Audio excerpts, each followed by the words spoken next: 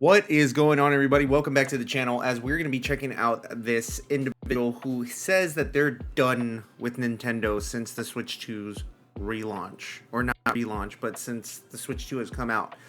I kind of want to touch base on it. I want to hear what she has to say. The creator's name is TheBackgroundNPC.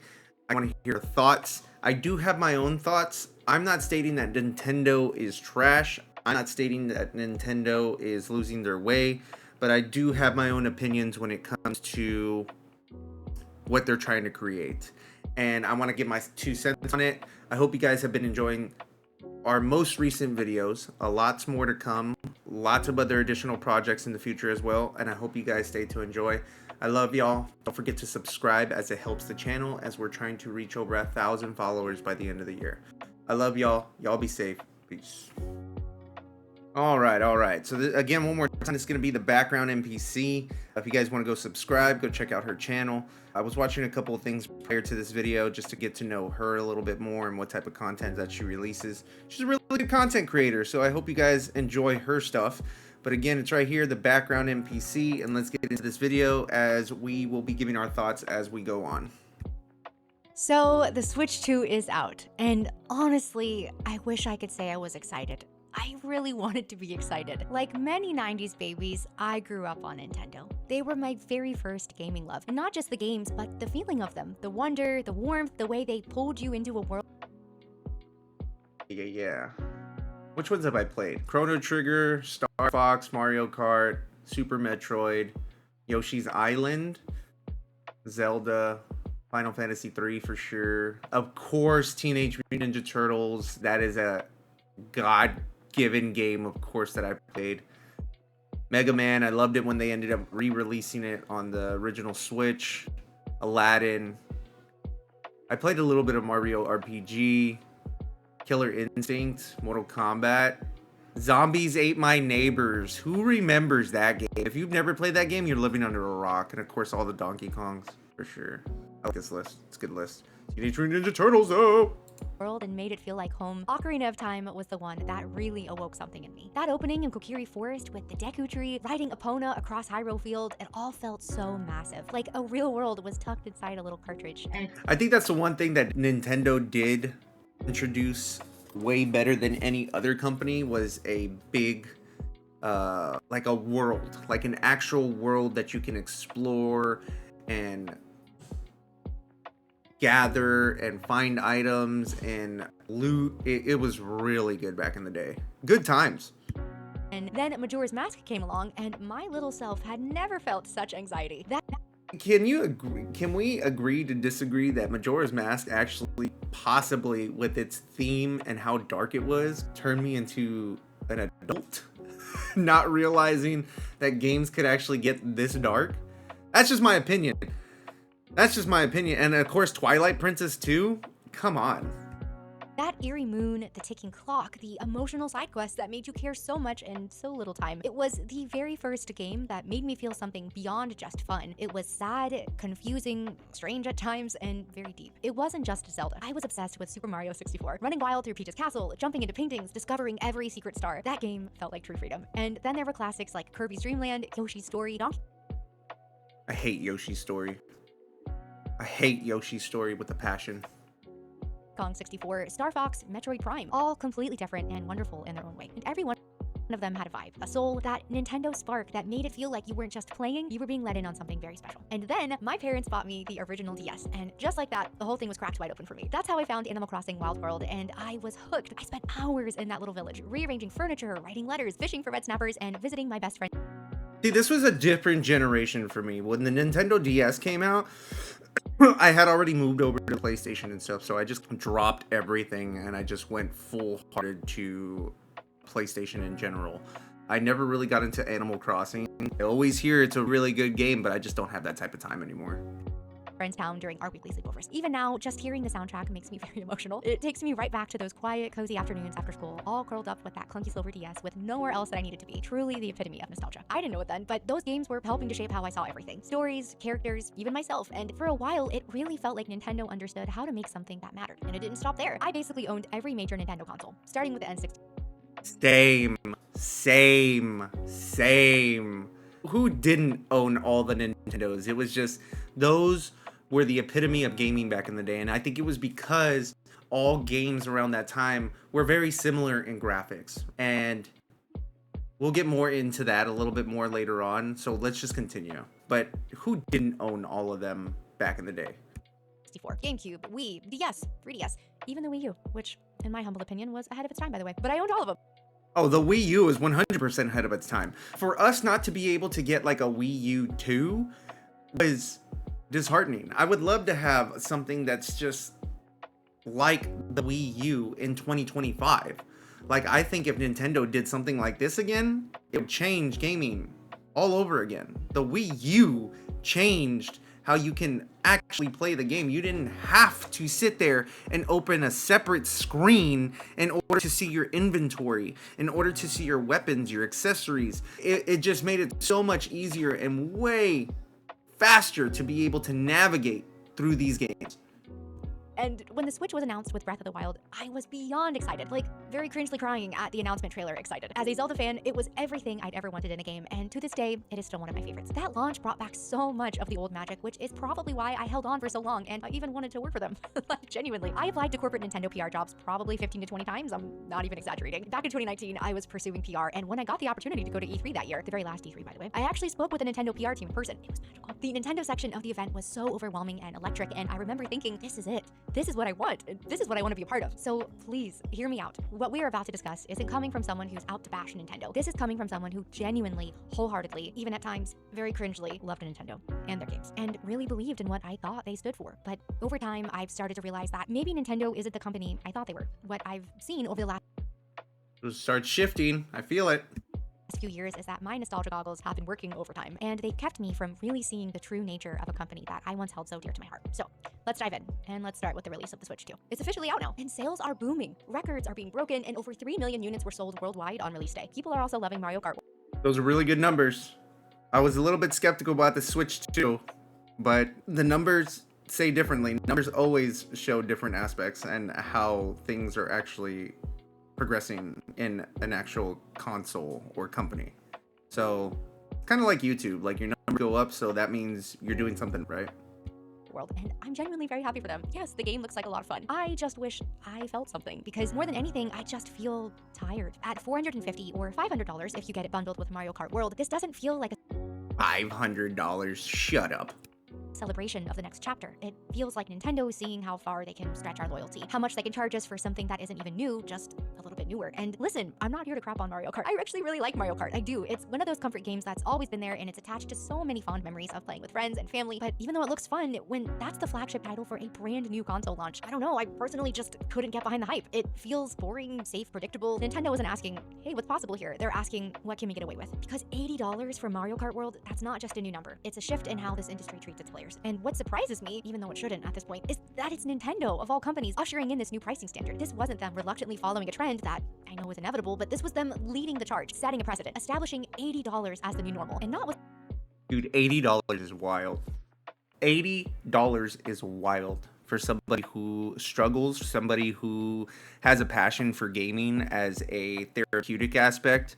Even for myself, I sit there and I go, $80 fucking dollars. Excuse my language. $80. That, some people only make, $800, $900 a paycheck. That's just how the way of living is nowadays. Some people have to work those 9 to 5s for low money like that, and being able to take $80 away from their paycheck, that's crazy. Some expansive, genre-pushing new experience, but with an exact game formula that we've literally seen 16 times at this point. And it makes you ask, why? Because meanwhile, I'm looking at games like Helldivers 2, Hi-Fi Rush, Lies of P, Remnant 2, Clair Obscur, Baldur's Gate 3, and so many more. Games that have real creative vision, some with massive campaigns, even some with fleshed out co-op systems, launching at or below $60. And many of these games are taking risks and really pushing boundaries, and somehow they're still finding a way to be more accessible. So when Nintendo drops a new console and leads with yet another Mario Kart at a higher price than ever before, it doesn't feel like they're honoring their legacy. It feels like they're monetizing it, like they're using it against us. Actually feels like a slap in the face that stings pretty badly. Definitely does. 100% does. Now they're just advertising the exact way like Call of Duty does. So you get a Mario Kart with every new console. There's a Mario Party almost with every new console. It's just, it's so disheartening because, again, like she had mentioned, it almost felt like Nintendo was family to their community, and now it just feels like they're appealing to what you're seeing nowadays on the general marketplace when it comes to games. It's nasty to see. I just don't like the way that Nintendo's going in that direction. She is absolutely correct. And yes, to be fair, the Switch 2 is a technical upgrade. 4K visuals, better battery, smoother performance, more storage. It's No.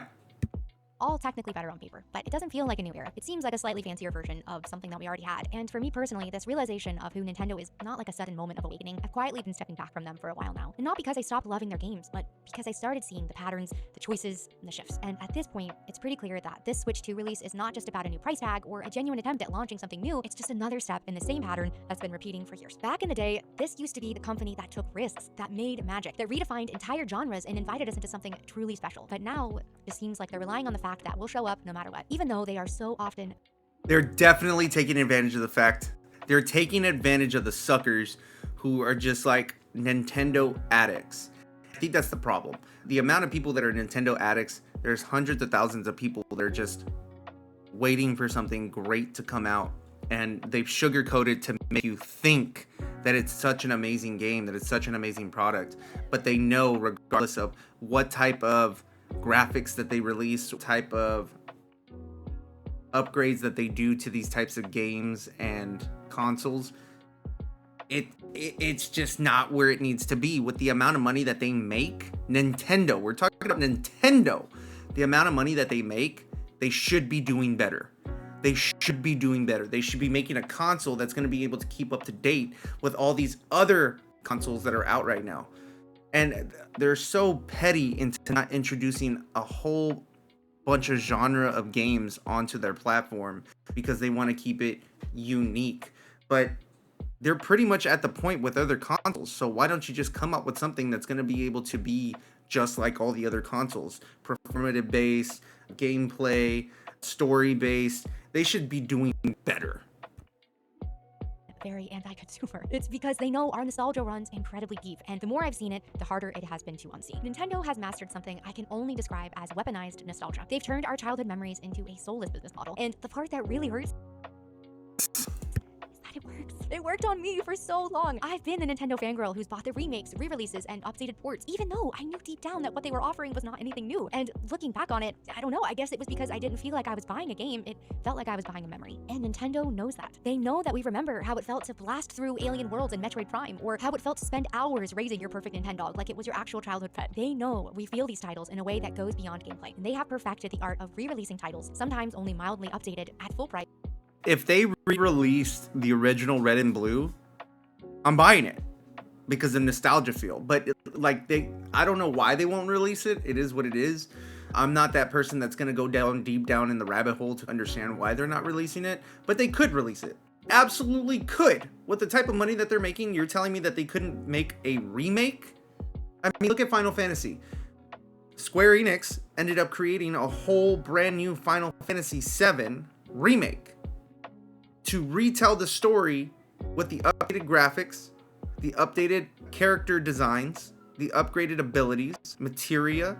What they did was just absolutely phenomenal. Like, I'm playing through Crisis Core right now, and I know that it's an older game, but being able to see what they ended up doing back in the day, and I say back in the day because Crisis Core came out a long time ago. It's been a little while now, and the gameplay is significantly different. They just revamped it up, and now I understand the style that Final Fantasy VII Remake has when it comes to it, because when I first got into Final Fantasy VII Remake, I didn't like it.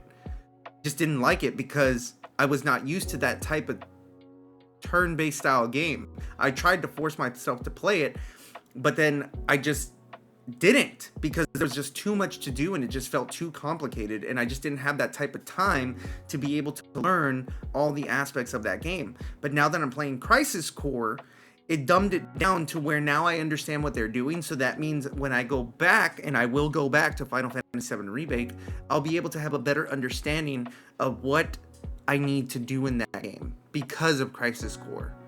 That's my opinion. Locking legacy content behind paywalls and subscriptions, and offering nostalgia not as a gift, but as a heartless transaction. And just a quick side note that I found out while I was writing out this video. You want to talk about heartless? Because I just found out that Nintendo actually replaced the voice actress for Princess Peach after 18 years. That's okay for me, though. That's okay for me. I will give an example. Sephiroth from Final Fantasy, they changed his voice to Tyler Hoechlin from the original voice actor who brought the voice to life from the Final Fantasy VII movie. Yes, because that voice matched Sephiroth like to the T. To the T. And what I didn't know is that when they hired Tyler Hoechlin to be Sephiroth in Final Fantasy VII Remake, what I didn't know is that they actually sat there, got him to re-record all the voice acting from Crisis Core, and they updated it for their current version. So the version that I'm listening to is the updated version with Tyler Hoechlin, which, don't get me wrong, he sounds great. I like his voice. I like how he's doing a little bit of voice acting now. But it doesn't hit as much as the original voice actor of Sephiroth. I think it just fit so perfectly well, but it is what it is. And they didn't even tell her. She found out with the rest of the world when the new Mario Kart game came out. That's actually insane. But anyway, to get back on track, there's always been a huge difference between celebrating fan love and exploiting it. And for me, it seems like Nintendo has lived long enough to finally see themselves become the villain. So moving on from the Switch 2 release, at some point I started looking at how Nintendo treats the people who love their games. And what I found honestly broke my heart a little bit, because Nintendo doesn't just protect its legacy, they police it. Let's start with content creators. This is nothing new. For many years now, Nintendo has been going after them. Streamers, YouTubers, musicians, for doing what? Dude, this is crazy for Nintendo to do, especially when it comes to a marketing and publicity aspect. What I personally think that they should be doing is just allowing us to be able to streamline their games without any type of issues, or be able to give our opinions with any type of issues, because they immediately slapped with the copyright 100%. Like, I tried it a couple of times within the years that I've been on social media, and this is actually the second year that I've actually been pushing my social media significantly hard. But I remember when I did try to, I was getting slapped with copyright from Nintendo all the time, and some of my videos, the audio would just be completely cut, or the video would just be completely just taken down. So it sucks. What honestly most other gaming companies celebrate, sharing their love for the brand and its IP. Somehow I managed to turn a blind eye to most of this until the Point Crow situation. He was a YouTuber who was making these really incredible Breath of the Wild mod videos. Fun, creative, and totally original. And then one day, Nintendo claimed and struck 27 videos. No warning, no 27 videos? Wow.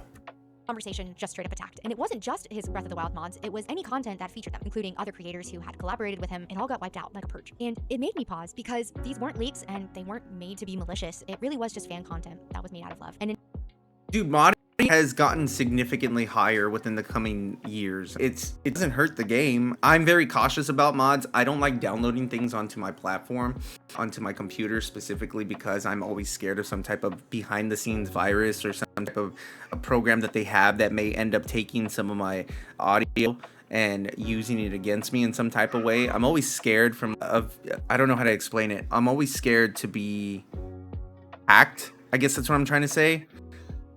And I'm very cautious about them, but she is right. Like, mods, they 100% push the game even further, because some people will even think not to buy a specific game, but then when they see a specific mod for it, it entices them to be able to download that game. So for them just to stop, for Nintendo just to strike everybody that's doing mods, that's crazy. Nintendo really cracked down on it like it was a threat. And this was not an isolated case. One that has really stuck with me was Gilva Sunner. And if you didn't know, Gilva Sunner's channel used to be one of the only places online where you could find full Nintendo soundtracks. For years, Nintendo basically had these locked up very tight unless you were able to purchase a physical CD from Nintendo themselves. They weren't on Spotify, Apple Music, Nintendo's YouTube channel, no official platform to listen to any of it. And Gilva wasn't even trying to profit from this. There were no ads or monetization, just the original music uploaded for fans who wanted to relive the moments those songs came from. It was really a gift to the community. And then it was gone. Nintendo initially sent over over 1,300 takedown notices, and after that, it was followed by another 2,200. The entire channel was essentially wiped out, and Gilbo closed up shop. And I know this might sound a little bit dramatic, but that was a big turning point for me when it came to how I viewed them. Just a little side note / confession, but as a former Disney adult who has learned the error of her ways, I feel pretty qualified to say this.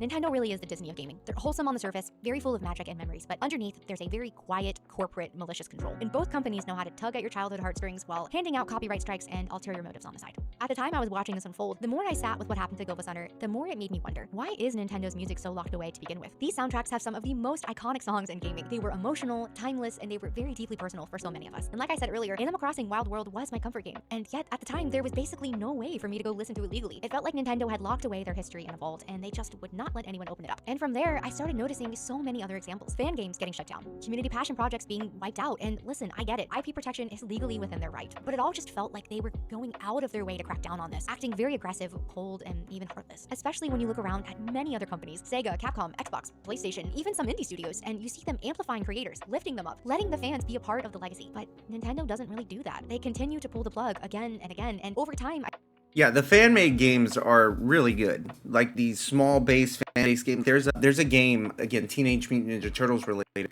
Shredder's Revenge was coming out, but prior to Shredder's Revenge, I had found that there was another Teenage Mutant Ninja Turtle game that was created by a couple of Teenage Mutant Ninja Turtle fans, and it was Teenage Mutant Ninja Turtles Palooza? I can't remember, but I played it like crazy. And it was a quick little free game that you can download to this day. And it's really good. It's like a side scroller from back in the day, from the Teenage Mutant Ninja Turtles games, from Teenage Mutant Ninja Turtles in Time. It was very familiar. They had all types of characters that you can play. There's all types of designs on the characters that you can actually play as well, that I think that kind of jump-started this whole Shredder's Revenge, because there's all types of character designs in that game as well. But it enticed individuals to keep coming back and even get further into the franchise of the Teenage Mutant Ninja Turtles from back in the day. These fan-made games, I don't think they should be taken down. I think maybe a portion of it could be getting to the creators themselves, because it is technically their franchise. It's their characters. That's just my opinion. Maybe just a small portion if they do make any type of money, like on views and stuff like that. But other than that, these fan-made games, these small indie games, I think they're very important when it comes to pushing out the franchise of a specific type of game. I started wondering if maybe I had just been giving them the benefit of the doubt simply because I grew up loving them. So at this point, after the Gilbo Center takedown, I'd already started to feel uneasy. The creator takedowns, the fan projects, the legacy content, it was all feeling a lot more controlling than caring. But the moment that truly stopped me in my tracks was when I heard the story of Gary Bowser. And I'll be honest with you, I didn't even know about any of this until I listened to an episode of Darknet Diaries, which, by the way, Jack does an incredible job explaining all of this. I'll link it in the description for you. Now, I obviously knew at this point Nintendo could be very protective of their IP, but this was on a whole other level. Gary was a part of a group called Team Executor, and what they did was build and sell mod chips, little pieces of hardware that you could install in your Nintendo consoles to run homebrew apps, custom firmware, and yes, pirated games. But people also use those mods for stuff that wasn't necessarily piracy. They used it to run backups of games they already owned, or just experiment with the system for their own personal use, things that were really never going to be available through Nintendo directly. Gary essentially became the fall guy for the entire organization, and Nintendo came down on him in a way that was very extreme. In 2020, Gary was arrested at gunpoint in the Dominican Republic and extradited to the US. By 2022, he'd been sentenced to 3 years in prison and ordered to pay $14.5 million in damages, $4.5 million in restitution, and then another $10 million from a civil suit. And after he got out early, he still owed all of it, and he started paying Nintendo back 25 to 30% of his monthly income. At gunpoint? Went to prison? Millions of dollars? Which at one point was just $25 a month from his prison library job. He'll basically be paying them for the rest of his life. When I heard that, my stomach dropped. I genuinely felt heartbroken for him. Yes, what he and the rest of the team were doing was illegal, and they did profit off of it, but Gary was just one man. And are we really saying the punishment fits the crime here? Because whatever legal lines were crossed, this felt less like justice and more like hatred and wrath. And not just for what he did, but for daring to even touch Nintendo's closed system. And the part that really got me with this is Nintendo tried to get Sony and Microsoft to back them up here, to join the lawsuit and make it a united... No way! They tried to get Nintendo and Microsoft on the same page. That is insane. Oh, look, we did it. You guys should do it too. You guys should. No, man, that's wild. That's wild. United front against piracy. Both companies said no. Both Sony and Xbox, billion-dollar publishers in their own right, refused to be a part of it. Even they seem Good for them. To think that it was too far. And again, I am not here to outright defend piracy, really. There's a whole conversation to be had about access, preservation, and ethics, but this felt incredibly cruel and predatory. Nintendo did not just want to stop Gary from what he was doing, they wanted to make him an example. And for me, this was the defining moment when I knew Nintendo was no longer the company that I had loved for decades. And if you thought Gary Bowser's case was just a one-off or a legal overreach in a rare situation, it wasn't. Because not long after that, Nintendo set its sights on something much bigger and arguably much more telling. You might have already guessed it, but I'm talking about Power World. You probably remember when it blew up. A very weird, chaotic blend of Power World. I never played Power World, but I don't like Power World because I felt like it was like a Pokemon type of remake. I was like, oh man, it's cool. Don't get me wrong, it's cool. I don't know. Let's go on. Maybe I might get a little bit more. Let's see. Pokemon-style creature collecting and open-world survival mechanics. It was very messy, it was wild, but it was so much fun. People were very obsessed, myself included. And yes, come on, it clearly was inspired by Pokemon. That's not a secret. You could throw a spear, you could collect little pals, you ride them, you battle them. It was Pokemon adjacent, absolutely. But here's the thing, it wasn't a copy. The characters were different. The art direction, tone, many mechanics were different. It took a very I don't know about the art direction. Like the designs, yeah, for sure. The designs were significantly different. The playstyle was different, but no, man. No, not the, no. familiar genre and gave it a bold, slightly unhinged twist. And for the first time in years, fans were saying, why doesn't Nintendo try stuff like this? Instead of taking that feedback in stride, instead of rising to the challenge, listening, learning, evolving, Nintendo did what I will say the graphics on Power World were top tier. Way better than Nintendo's, even where we're at on Nintendo Switch 2. they've been doing for a while now. They sued. Together with the Pokemon Company, they filed a patent infringement lawsuit against the Power World dev team. Not over character design, surprisingly, not even over branding, but over mechanics. Things like throwing a pal spear to catch creatures, using them in combat. Throwing a Pal's Field? What? Then why didn't they go after Final Fantasy World? It was pretty much the same concept. Because you're going around Final Fantasy World collecting creatures of the Final Fantasy franchise. Why did you know why? You know why? Because they know that they would have been having a long-term lawsuit with Sony and Square Enix. It's one thing going after a small indie company compared to going after a company that has established millions of dollars as well. When people talk about console wars, that would be considered a console war, 100%, if they ever did that. But why didn't you go after Final Fantasy World? That's wild. Combat, riding them across the world. And because of all of this, the Power World team had to actually go in and change all of those features. They stripped out mechanics that players loved, not because they were unethical, but because they simply couldn't defend themselves against a legal juggernaut. And just Exactly like I stated. Exactly like I stated. There's no way that they could.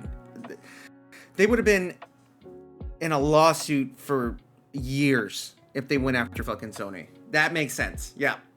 like with the Gary Bowser case, Nintendo tried to bring other companies into the fight. Sony and Microsoft were reportedly approached to back them again here, and again, they declined. They did not want to be a part of it. And all of this says a lot, because this could have been a big moment for Nintendo, a wake-up call, an opportunity for them to ask, what is it that people are responding to? Why are they so excited about this? What can we learn from this? But instead of innovation, they chose litigation. And to me, it was not a stand for creativity or IP protection. The Pokemon formula has been around for literally 30 years. We all know what it is and where it comes from. And Power World was not going to change that. No.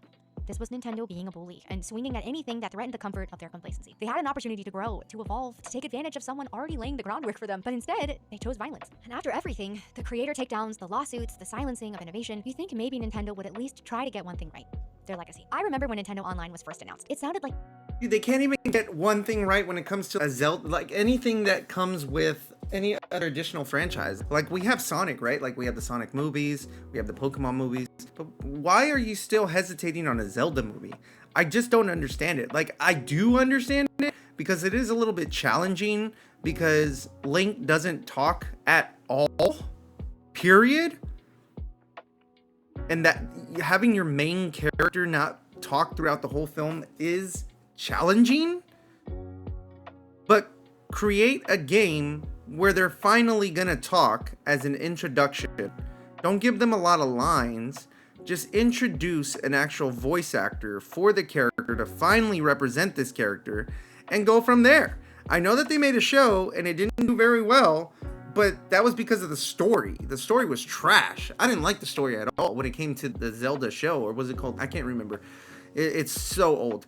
But soft introduction to a voice actor representing that character goes a long way. It really does. Again, you go back to Final Fantasy VII Remake. or you go back to Final Fantasy VII, the movie, where we get voices, and it just fits. It's a soft introduction.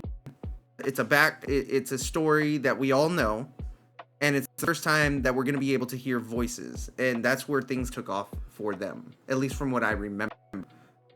Like such a win, a way to legally revisit classic titles, play old favorites, dive back into the library that built up this brand. And at first, I was so hopeful, but the reality has been frustrating at best. Games get added randomly. Some months it's not much, other months it's one obscure NES title no one really asked for. Entire consoles like Game Boy Advance or N64 still feel incomplete, and sometimes titles will just disappear without warning or explanation. They're just gone. And now, with the launch of the Switch 2, I thought maybe they would just try to clean things up a bit. GameCube has finally joined the retro lineup, which is very awesome, but they only added 3 games at launch: Wind Waker, Soul Calibur 2, and... That's it? Dude, they always release Wind Waker. Always. All the time. And Soul Calibur 2? At least give us the whole franchise. Jeez, come on. I was excited when I didn't know that. See, this is how in-depth I'm not that into when it comes to Nintendo anymore, because of the direction that they've been going.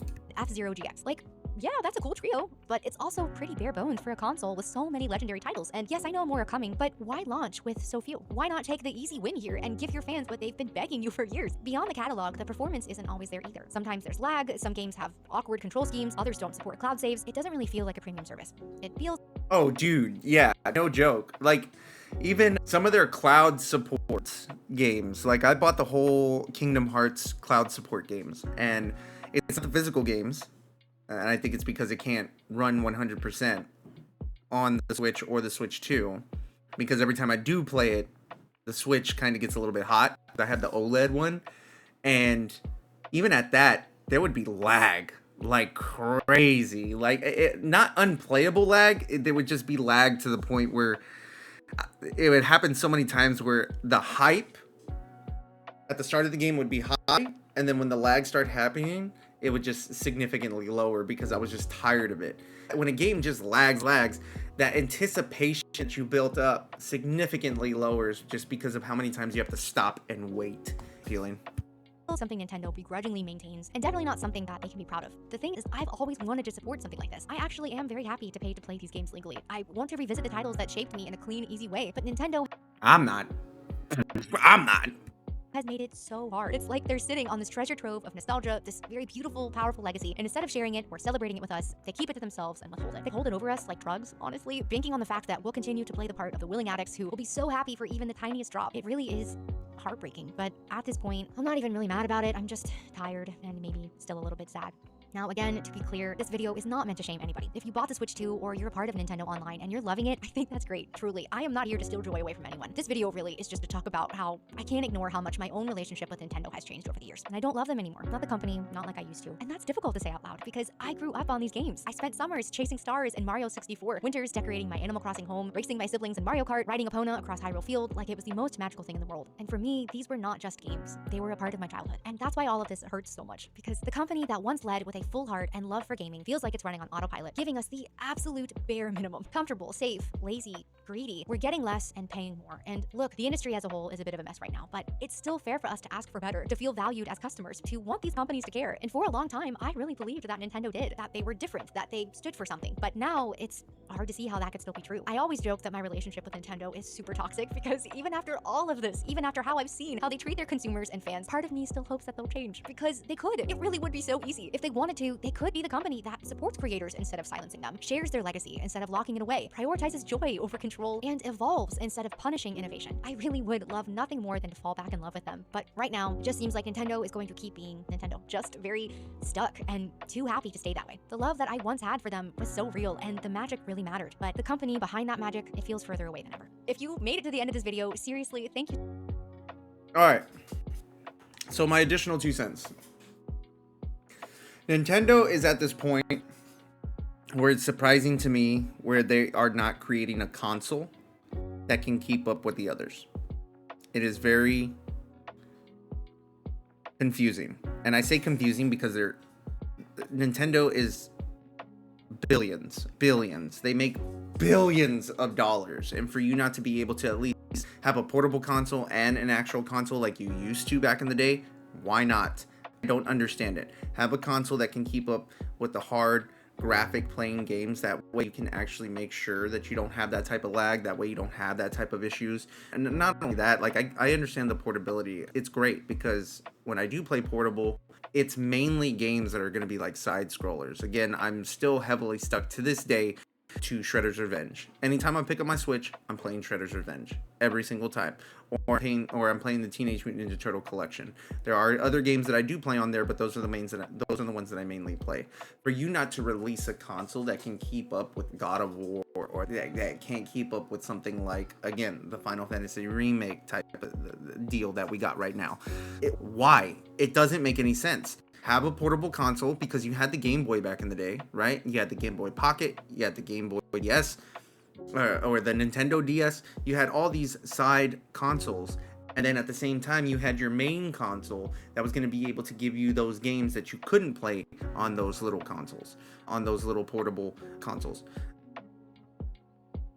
They're suckering everybody into this platform, knowing, like she had stated, that nostalgia is going to hit you so hard that you're going to rush to it.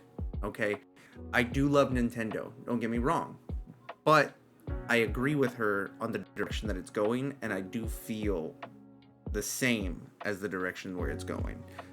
I think that they need to do better. I think that they need to give us what we actually need.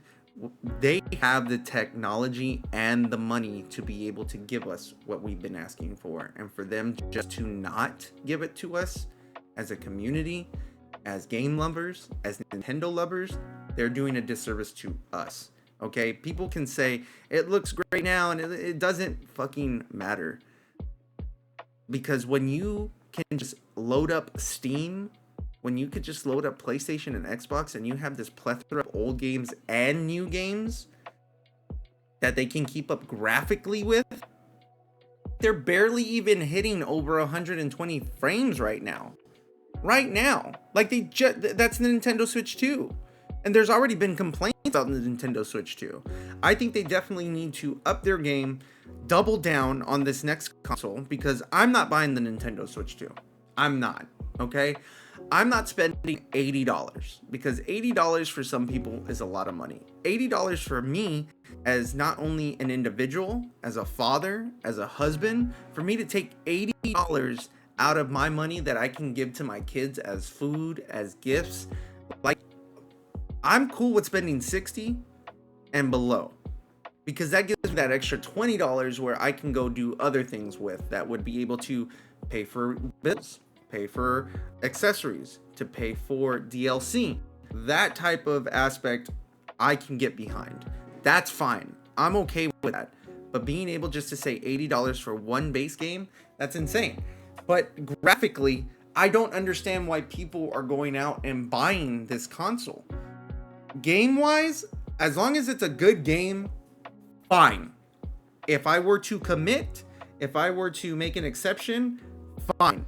I will do it for the game, but I will not do it for the console. Okay? Having a PC, having a PlayStation 5, I'm fine. I get to play all the games that I wanted to. There's some games that have transitioned from PS4 to PS5. Again, going back to Sony, like Uncharted. Having the Uncharted franchise on the PS5 is great for their Game Pass. For Steam, they have all types of indie games. They have all types of PlayStation games now. They have all types of Xbox games. You can even do Xbox Live on your PlayStation. Like, they're not in the concept of cross-platforming, and that's just very sad to see. Most games you can't even cross-platform. I think the only one that I specifically know about is Overwatch. And I'm pretty sure you guys in the comments can probably sit there and comment down below on other games that are cross-platform. But at this point in time, I'm not all for it on a new console. I think they should have done better. I think they could have done better. Shoot, go back to the Wii U version. Get a more upgraded Wii U, and then we'll be talking. I will be 100% more enticed to be playing Nintendo games if you gave me another console that was like the Wii U. You know, that, again, one more time, being able to have that UI in your lap instead of having to open open a separate screen.